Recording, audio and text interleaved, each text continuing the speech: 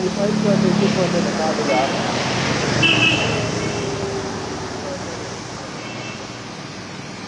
Yes.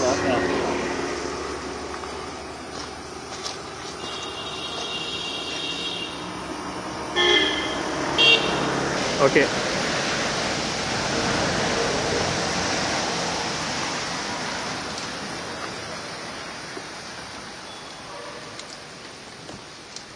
Yes, more, move.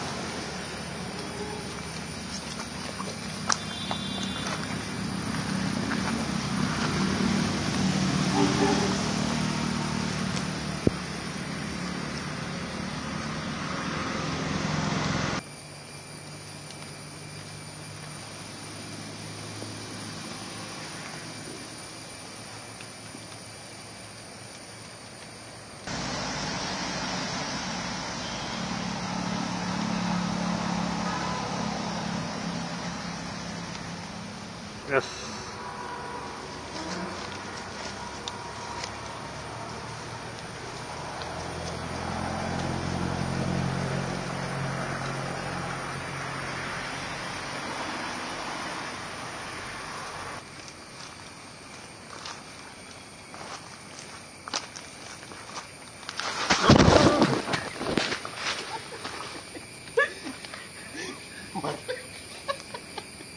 क्या हो रहे हैं? ಧರ್ಮಸ್ಥಳದಲ್ಲಿ ನೂರಾರು ಹೆಣಗಳನ್ನು ಹೂತಿಟ್ಟ ಪ್ರಕರಣಕ್ಕೆ ಸಂಬಂಧಪಟ್ಟಂತೆ ಧರ್ಮಸ್ಥಳದ ಕಾಡು ಕೌತುಕಗಳ ಗೂಡಾಗಿದೆ. ಇವತ್ತಿನಿಂದ ಅಧಿಕೃತವಾಗಿ SIT ತನ್ನ ಫುಲ್ ಫ್ಲೆಡ್ಜ್ ಆಗಿ ಈ ಪ್ರಕರಣಕ್ಕೆ ಸಂಬಂಧಪಟ್ಟಂತೆ ಇದೀಗ ಕಾರ್ಯಾಚರಣೆಯನ್ನು ಮಾಡ್ತಾ ಇದೆ. ಇವತ್ತಿನಿಂದ ಅನಾಮಿಕ ವ್ಯಕ್ತಿಯ ಸ್ಥಳ ಪರಿಶೀಲನೆ ಆಗ್ತಾ ಇದೆ. ಧರ್ಮಸ್ಥಳ ಗ್ರಾಮದಲ್ಲಿ ನೂರಾರು ಹೆಣಗಳನ್ನು ಹೂತು ಹಾಕಿದ್ದೇನೆಂಬ ಹೇಳಿಕೆಯನ್ನು ಅನಾಮಿಕ ವ್ಯಕ್ತಿ ಕೊಟ್ಟಿದ್ದ. ಹಾಗಾಗಿ ಧರ್ಮಸ್ಥಳದ ಕಾಡಿನಲ್ಲಿ ಆತನಿಂದ ಶೋಧ ಕಾರ್ಯ ಆಗ್ತಾ ಇದೆ. ನಾವೀಗ ಧರ್ಮಸ್ಥಳ ನೇತ್ರಾವತಿ ಪಕ್ಕದಲ್ಲಿರುವಂತಹ ದಟ್ಟ ಕಾನನದ ಒಳಭಾಗದಲ್ಲಿದ್ದೇವೆ. ನೀವು ದೃಶ್ಯಗಳಲ್ಲಿ ಗಮನಿಸ್ತಾ ಇರ್ಬೋದು. ಹೀಗೆ ನೂರಾರು ಹೆಕ್ಟೇರ್ ಜಾಗವನ್ನು ಧರ್ಮಸ್ಥಳದಲ್ಲಿ ಕಾಡು ಇರುವಂಥದ್ದು. ಧರ್ಮಸ್ಥಳ ಗ್ರಾಮಕ್ಕೆ ವ್ಯಾಪ್ತಿಗೆ ಸಂಬಂಧಪಟ್ಟಂತೆ ನೂರಾರು ಹೆಕ್ಟೇರ್ ಕಾಡು ಪ್ರದೇಶ ಇದೆ. ಹಾಗಾಗಿ SIT ತನ್ನ ವ್ಯಾಪ್ತಿಯ ಒಳಗೆ ಅರಣ್ಯ ಇಲಾಖೆ, ಕಂದಾಯ ಇಲಾಖೆಯನ್ನು ಕೂಡ ಸೇರಿಸಿಕೊಂಡಿರುವಂಥದ್ದು. ಸರ್ಕಾರಿ ಭೂ ದಾಖಲೆಗಳ ಪ್ರಕಾರವಾಗಿ ಇರುವಂಥ ಅರಣ್ಯ ಭಾಗ ಮತ್ತು ಅರಣ್ಯ ವ್ಯಾಪ್ತಿಯಲ್ಲಿರುವಂಥ ಈ ಥರ ಕಾಡು ಪ್ರದೇಶಗಳನ್ನು ಗುರುತಿಸಿ ಮ್ಯಾಪ್ ಮೂಲಕವಾಗಿ ಈಗ SIT ಎಲ್ಲ ರೀತಿಯ ಸಿದ್ಧತೆಗಳನ್ನು ಮಾಡಿಕೊಂಡಿರುವಂಥದ್ದು. ಯಾಕೆಂದರೆ ಅನಾಮಿಕ ವ್ಯಕ್ತಿಯ ಹೇಳಿಕೆ ಬಹಳಷ್ಟು ಸಂಚಲನವನ್ನು ಉಂಟು ಮಾಡಿದೆ. 15 ಗಂಟೆಗಳ ನಿರಂತರವಾದ ಹೇಳಿಕೆಯನ್ನು SIT ದಾಖಲಿಸಿಕೊಂಡಿತ್ತು. ದಾಖಲಿಸಿಕೊಂಡ ಬಳಿಕವಾಗಿ ಇವತ್ತಿನಿಂದ ಅಧಿಕೃತವಾಗಿ ಫೀಲ್ಡ್ ವರ್ಕನ್ನು SIT ಮಾಡ್ತಾ ಇದೆ. ಯಾಕೆಂದರೆ ಆತನ ಹೇಳಿಕೆ ಬಹಳಷ್ಟು ಪ್ರಾಮುಖ್ಯತೆಯನ್ನು ಹೊಂದಿರುವಂಥದ್ದು. ಧರ್ಮಸ್ಥಳ ಗ್ರಾಮದಲ್ಲಿ ನೂರಾರು ಹೆಣಗಳನ್ನು ಹೂತು ಹಾಕಿದ್ದೇನೆಂಬ ಹೇಳಿಕೆಯನ್ನು ಅನಾಮಿಕ ವ್ಯಕ್ತಿ ತನ್ನ ವಿಡಿಯೋ ಹೇಳಿಕೆಯಲ್ಲಿ ಕೂಡ ದಾಖಲಿಸಿಕೊಂಡಿದ್ದಾನೆ. ಹಾಗಾಗಿ ಎಲ್ಲಿ ಹೂತು ಹಾಕಿದ್ದಾನೆ, ಧರ್ಮಸ್ಥಳ ಗ್ರಾಮದಲ್ಲಿ ಆತ ಹೂತು ಹಾಕಿರುವಂಥ ಪ್ರದೇಶ ಯಾವುದು ಅನ್ನೋದು ಇವತ್ತಿಗೂ ಕೂಡ ಬಹಳಷ್ಟು ಕುತೂಹಲವನ್ನು ಕೇಳಿಸಿರುವಂಥದ್ದು.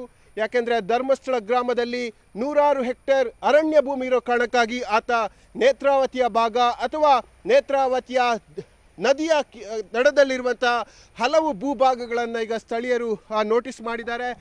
ನೀವು ದೃಶ್ಯಗಳಲ್ಲಿ ಗಮನಿಸ್ತಾ ಇದ್ದೀರಿ.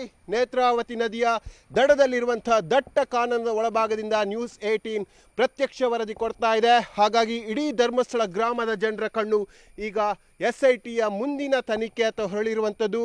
SITಯ ಪ್ರಮುಖ ಅಧಿಕಾರಿಗಳು ಬೆಳ್ತಂಗಡಿಯ SIT ಕಚೇರಿಯಲ್ಲಿ ಸಭೆಯನ್ನು ಮಾಡ್ತಾ ಇದ್ದಾರೆ. ಸಭೆಯ ಬಳಿಕವಾಗಿ ಆತನನ್ನು ಧರ್ಮಸ್ಥಳ ಗ್ರಾಮದ ದಟ್ಟ ಕಾನನದ ಒಳಭಾಗದಲ್ಲಿ ಹೂತಿಟ್ಟಂಥ ಅಂದರೆ ಶವಗಳನ್ನು ಹೂತಿಟ್ಟಂತಹ ಪ್ರದೇಶಗಳಿಗೆ ಹೋಗಿ ಅಲ್ಲಿ ಮಹಜರು ಪ್ರಕ್ರಿಯೆಯನ್ನು ಮಾಡುವಂತಹ ಸಾಧ್ಯತೆಗಳು ಅಧಿಕವಾಗಿರುವಂಥದ್ದು.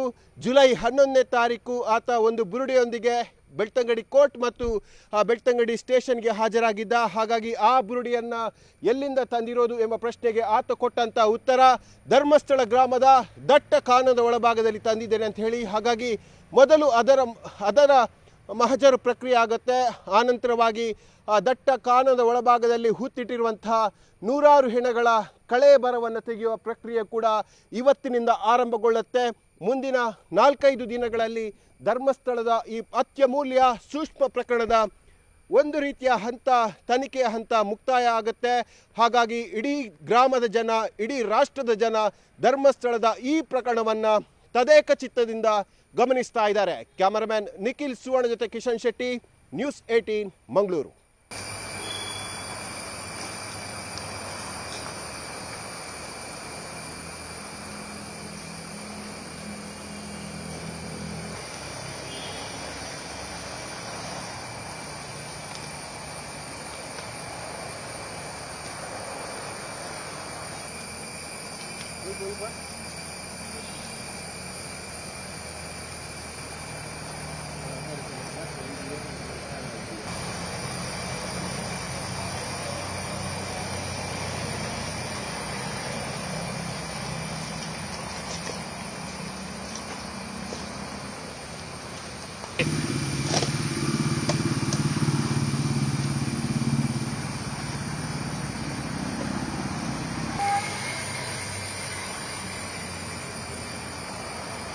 Po.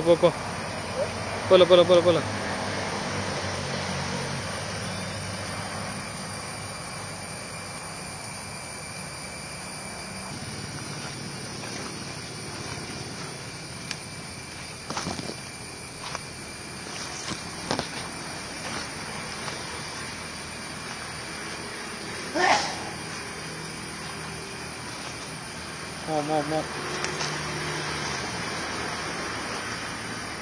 Mo ala. Log right.